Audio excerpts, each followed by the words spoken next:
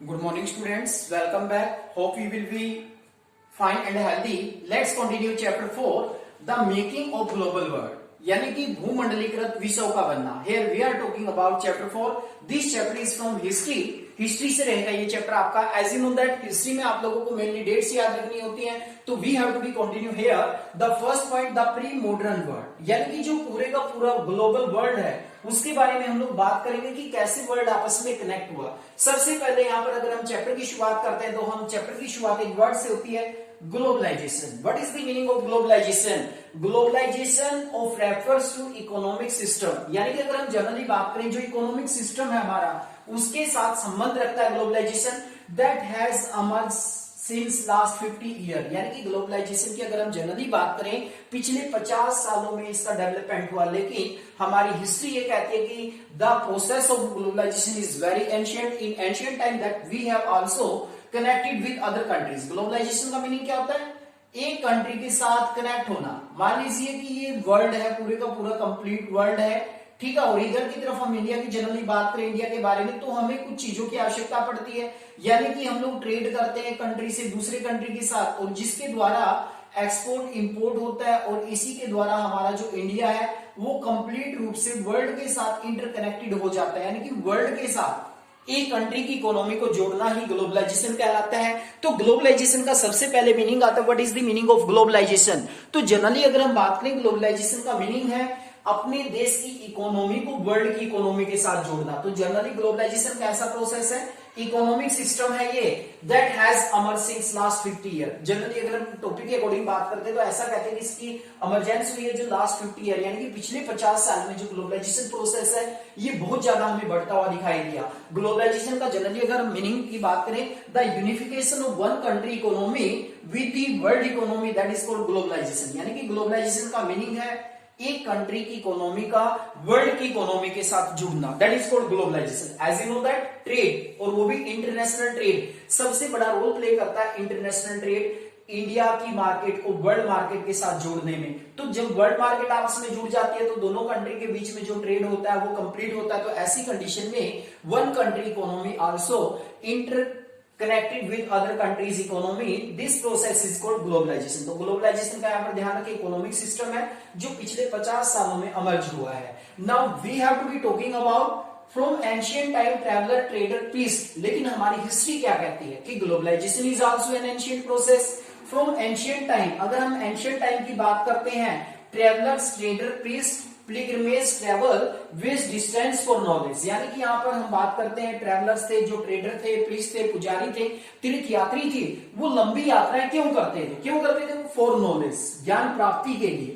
Opportunity like that job opportunity, यानी कि काम करने के लिए, एंड स्पिरिचुअल फुलफिलमेंट, और अपनी आध्यात्मिक संतुष्टि पूरी करने के लिए. और sometime they have to be travel from precautions, escape from precautions, यानी कि जो उनके ऊपर आरोप लगाए जाते थे उससे बचने के लिए भी बहुत सारे लोग प्राचीन समय में जो ट्रेवलर्स होते थे, ट्रेडर्स होते थे, प्रीस्ट होते थे, वो यात्राएं करते थे. The second question is why in ancient time traveller traders priest and pilgrimage travel vast distance for knowledge, for opportunity, for spiritual fulfilment, to escape from precautions, यानी कि जो उनके ऊपर आरोप लगाए जाते थे, जो उनके ऊपर मुकदमा चलाया जाता था कई बार, उससे बचने के लिए भी ट्रैवलर ट्रेडर्स या प्रीस्ट होते थे, वो दूसरे कंट्री में चले जाते थे. यहां से हमारे चैप्टर की शुरुआत होती है. That is the overviews of the chapter. Now we are talking about silk route. अब हम बात करते हैं सिल्क रूट के बारे में, रेशम मार्ग के बारे में, लिंक द वर्ल्ड, जिसमें वर्ल्ड को लिंक करने का. अब सबसे पहले हम बात करते हैं सिल्क रूट की. सिल्क रूट कैसा रूट है? एक लैंड रूट है, एक भूमिगत रास्ता. That is most important question. Sometime this question have to be put. Silk route एक लैंड रूट है, एक भूमिगत रास्ता है जो क्या करता है, जो एशियन कंट्री को, मेनली अगर हम बात करें चाइना को यानी कि यूरोपियन कंट्री के साथ कनेक्ट करने का काम करता है. That is most important question. Silk route यानी कि रेशम मार्ग, हिंदी में अगर हम बात करें इसे रेशम मार्ग के नाम से जाना जाता है. अब बात करते हैं सिल्क रूट के बारे में. व्हाट इज सिल्क रूट और what is the significance of silk route? This question have to be put in board exam in many times. Silk route क्या है, सिल्क रूट की सिग्निफिकेंस क्या थी? That is an ancient route, सबसे पुराना route था ये. The silk route are a, यहां से देखिए, the silk route are a good example of vibrant pre modern trade and cultural link between distance part of the world, यानी कि pre modern world से पहले की, यदि हम लोग मॉडर्न वर्ल्ड से पहले की बात करते हैं तो जो सिल्क रूट है वो सबसे अच्छे एग्जाम्पल है जो ये कहता है कि हमारे सांस्कृतिक जो रिलेशन थे और जो वर्ल्ड के डिस्टेंस पार्ट व्यापार के द्वारा जुड़े हुए थे वो कौन से रूट के द्वारा जुड़े हुए थे, सिल्क रूट के द्वारा। दैट इज मोस्ट इंपोर्टेंट, यानी कि सिल्क रूट एक ऐसा एग्जाम्पल है जो ये कहता है कि आधुनिक संसार से पहले जो वर्ल्ड जुड़ा हुआ था, जो ट्रेड करते थे हम, कल्चरल जो लिंक था वर्ल्ड के डिस्टेंस पार्ट में, सिल्क रूट उसका सबसे अच्छा एग्जाम्पल है। We have talking about Silk Route. Silk Route इसे नाम क्यों दिया गया? The name has given Silk Route because the silk cargoes travel from this route. कहते हैं कि जो चाइनीज सिल्क कार्गोस थी वो इस रूट से ट्रेवल करती थी सबसे ज्यादा, इसलिए इस रूट को नाम दिया गया silk route. That is most important about this silk route कि सिल्क नाम क्यों दिया गया इसको, वही सिल्क रूट। सिल्क रूट नाम इसलिए दिया गया क्योंकि सबसे ज्यादा जो सिल्क कार्गोस थी वो इस रूट से ट्रेवल करती थी, इसलिए इसको सिल्क रूट नाम दिया गया। और भी इसके बारे में कुछ इंटरेस्टिंग फैक्ट है, कुछ इंपोर्टेंस है। Chinese pottery travel the same route, Chinese जो पोट्री थी वो भी इसी रूट से ट्रेवल करती हुई गई। Textile and spices from India and south east Asia, कहते हैं कि जो टेक्सटाइल थे इंडिया के मसाले थे और जो कपड़ा था इंडिया का टेक्सटाइल कपड़ा और साउथ ईस्ट एशिया का वो यूरोपियन कंट्रीज में भी इसी मार्ग से गया। इन रिटर्न प्रीसियस मेटल, देखिए यहाँ पर कितनी इंटरेस्टिंग बात है, और इनके बदले में इंडिया और जो एशियन कंट्री थे वो सोना चांदी प्राप्त करते थे। सोना चांदी, एज यू नो दैट सोने चांदी की बहुत ज्यादा कीमत होती है, तो कहीं ना कहीं एंशिएंट टाइम इंडिया को हम गोल्डन बर्ड के नाम से भी जानते थे। यानी कि जो इंडियन टेक्सटाइल है और इंडियन जो स्पाइसेस थे, मसाले थे, उसकी डिमांड वर्ल्ड मार्केट में बहुत ज्यादा थी। यूरोपियन कंट्रीज में टेक्सटाइल और स्पाइसेस भी यानी कि इसी रूट से जाते थे। और जनरली अगर हम बात करें जो यूरोपियन कंट्री है, यूरोपियन कंट्री में जाते थे और हम लोग उसके बदले में सोना और चांदी प्राप्त करते थे।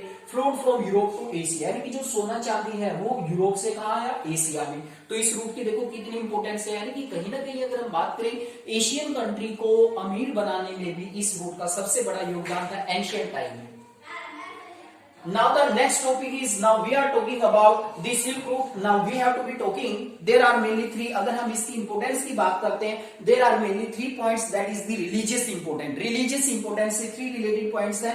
As you know that Christian missionary also travel to India or the Asian country from this route. अगर हम Christian missionary की बात करें, यहाँ पर 3 religious group की हम लोग बात करें, यहाँ पर सबसे पहले अगर हम बात करें Christian missionary also travel from the same route. Christians missionary है वो इसी रूट से ट्रेवल करते हुए भारत आए। The second is Muslim preachers. Muslim preachers का मतलब मुस्लिम धर्म का प्रचार करने वाले, आल्सो केम टू एशिया और India from the same route. Muslim जो धर्म के प्रचार करने वाले थे वो भी इसी रूट से भारत में आए, एशिया में आए। And the third is the Buddhism, the origin of India. Buddhism किसका रिलीजन है, इंडिया का। महात्मा बुद्ध जी को इसके फाउंडर माना जाता है। Buddhism the origin of India religion also travel to the same route to the European country. यानी कि जो हमारा, अगर हम जनरली बात करें, यहाँ पर जनरली अगर हम बात करते हैं तो जो हमारा ये बुद्धिज्म रिलीजन है जिसे हम इंडिया का रिलीजन मानते हैं, इंडिया का ओरिजिन रिलीजन माना जाता है, वो भी ट्रेवल करता हुआ इसी रूट से कहां पहुंचा, वो भी इसी रूट से इंडिया पहुंचा या इंडिया से अदर कंट्रीज में गया। तो यहाँ पर देखिए इसकी रिलीजियस इंपोर्टेंस भी कहीं ना कहीं इसी रूट से। क्रिश्चियन मिशनरी इसी रूट से, मुस्लिम मिशनरी इसी रूट से, जो बुद्धिस्ट मिशनरी थे, जो इंडिया का ओरिजिन है, बौद्ध धर्म है, बौद्ध धर्म के अनुयायी थे, वो भी इसी रूट से यूरोपियन कंट्रीज में रिलीजन का प्रचार करने के लिए गए। That is the most important question, what is silk route और what is the significance of silk route. Silk route क्या था, सिल्क रूट की सिग्निफिकेंस क्या थी। इंटरनल क्वेश्चन आप लोग देख सकते हैं, इसमें काफी सारे इंटरनल क्वेश्चन आप लोगों के सामने है। That is the most important topic about this. So next topic is food travel, spaghetti and potato. अब बात करते हैं हम लोग फूड ट्रेवल्स की, spaghetti and potato. That is the next content, that is the third content of the chapter.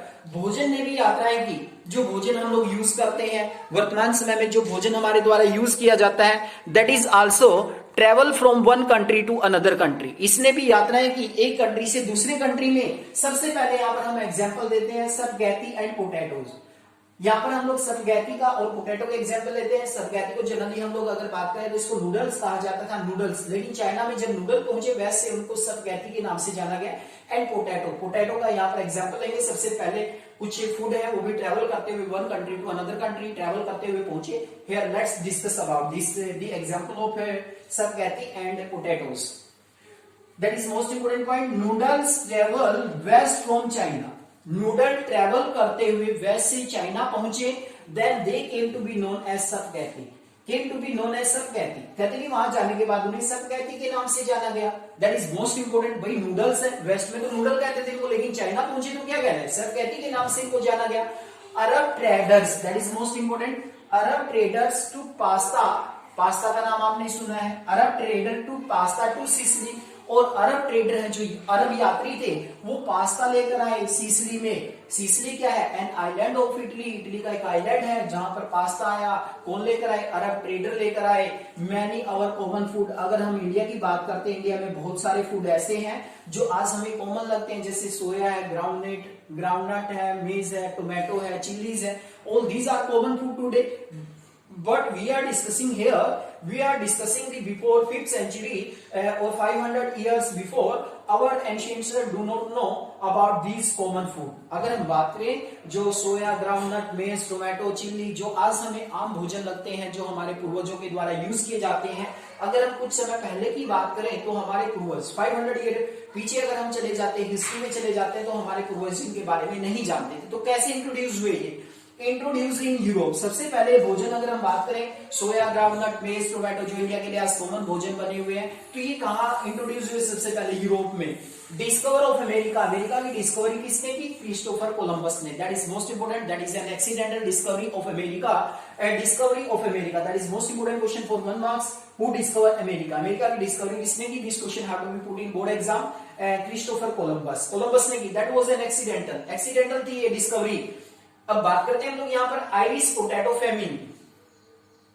Ireland में जो आलू का अकाल आया, बड़ा ही भयंकर अकाल रहा और बहुत सारे लोग इसमें मारे गए और बहुत सारे लोगों को माइग्रेट करना पड़ा। सबसे पहले तो आप लोग हिस्ट्री पढ़ रहे हैं, यहाँ पर history mean study of dates. कब आए, 1845 से लेकर 1849 तक। कितने लोग मारे गए, 10 lakh died, 10 lakh people die हुए, 20 लाख माइग्रेटेड, यानी कि जो डबल पीपल हैं 20 लाख लोग माइग्रेट कर गए वहां से। आलू का अकाल, वर्ल्ड में अगर हम आलू के अकाल की बात करते हैं तो यूरोपियन कंट्री में जो पुअर पीपल थे उनके लिए आलू जो है वो एक मेन भोजन बन चुका था उन दिनों में। पोटैटो के लिए वो लोग हम्बल पोटैटो वर्ड यूज करते थे कहीं ना कहीं, यानी कि पोटैटो के ऊपर ही वो अपना जीवन यापन करते थे और इसी के ऊपर मेनली वो निर्भर रहते थे। तो जनरली हमें देखने को मिला कि किस तरीके से जो पोटैटो है, पोटैटो आने के बाद जो पुअर पीपल है, पुअर पीपल अपना जीवन यापन करते थे, लेकिन जैसे ही पोटैटो का ये अकाल पड़ा आयरलैंड में, तो सबसे भयंकर अकाल माना जाता है। इसको देख लीजिए आप लोग, 10 लाख लोग मारे गए भूखमरी के कारण और 20 लाख लोग माइग्रेटेड हुए। अब थर्ड कंटेंट जो हमारा रहेगा next, conquest, disease and trade. अगर हम बात करें यहाँ पर कॉन्क्वेस्ट होता है विजय प्राप्त करना, डिजीज बीमारियां होती हैं, and we are talking about trade. Conquest, disease and trade, silver mines. देखिए यहाँ पर अगर हम बात करें, कुछ बीमारियां भी ट्रेवल करती हुई कंट्री से, गुड्स का एक्सचेंज हुआ, आइडियाज का एक्सचेंज हुआ, इन्वेंशंस का एक्सचेंज हुआ।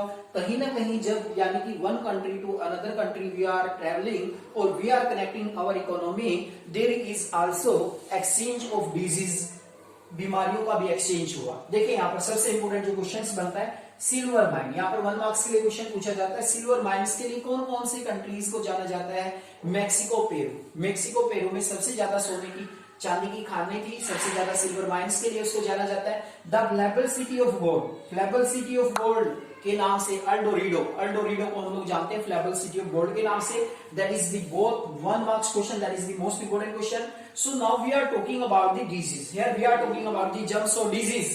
The Portuguese and Spanish conquest America. Here we are talking about a disease that name is smallpox. एक smallpox जो बड़ी भयंकर बीमारी थी उसके बारे में हम लोग यहाँ पर बात करेंगे। जनरली अगर हम यहाँ पर बात करें, अमेरिका की बात करते हैं हम लोग यहाँ पर। अमेरिका एक जो अमेरिका की डिस्कवरी है, अमेरिका की डिस्कवरी के बाद मिड 16th सेंचुरी में पुर्तगाली लोग जो पोर्टुगीज है एंड स्पेनिश पीपल अमेरिका में गए मिड 16th सेंचुरी में। Spanish conquest was not just a result of a superior fire power, यानी कि जो स्पेनिश लोगों ने अमेरिका के ऊपर अपना अधिकार किया, अमेरिका को उन्होंने अपनी कॉलोनी बनाया, उन्होंने कोई लड़ाई नहीं लड़ी, उन्होंने कोई युद्ध नहीं लड़ा उन्होंने, बल्कि it was just small pox, बल्कि वो तो अपने साथ एक बीमारी लेकर गए जिसका नाम था smallpox. Smallpox prove to be deadly killer to American people. कहते हैं स्मॉल पॉक्स जैसी भयंकर बीमारी है वो बड़ी डेडली किलर साबित हुई अमेरिकन पीपल के लिए। और जनरली अगर हम बात करें जो अमेरिकन पीपल है, अमेरिकन पीपल की जो इम्यूनिटी पावर है वो इतनी ज्यादा स्ट्रॉन्ग नहीं थी, जिसके कारण ऐसा कहते हैं कि बीमारी आई स्मॉल पॉक्स बीमारी आने से बहुत सारे अमेरिकन पीपल है वो मारे गए। और जो स्मॉल पॉक्स बीमारी है ये एक डेडली किलर प्रूव हुई अमेरिका के लिए। और इस तरह से बिना कोई लड़ाई लड़े स्पेनिश लोगों ने अमेरिका को अपनी कॉलोनी बनाया, अमेरिका के ऊपर अपना कब्जा कर लिया, अमेरिका के ऊपर उन्होंने अपना अधिकार कर लिया। देखिए इसमें जो लास्ट कंटेंट दिया गया है, गन्स कुड बी बोट और captures and turn against the invader but not disease such as smallpox. कहते हैं कि जो बंदूकें थी उनको रोका जा सकता था, उनको खरीदा जा सकता था और उन्हें आक्रमणकारी की तरफ मोड़ा जा सकता था, but no disease such as smallpox. लेकिन स्मॉल पॉक्स जैसी बीमारी को रोक पाना बड़ा ही मुश्किल काम था। तो smallpox prove to be deadly killer for the American people. This question have to be put in 3 marks many times in board exams. How Spanish people conquer on America without use of weapon, यानी कि Spanish people ने America के ऊपर कैसे अपनी विजय हासिल की बगैर कोई हथियार यूज किए। So must have to be remember about how Spanish people conquest on America, यानी कि स्पेनिश पीपल ने अमेरिका पर अपनी विजय कैसे हासिल की। That is the complete introduction about the 4 content overviews.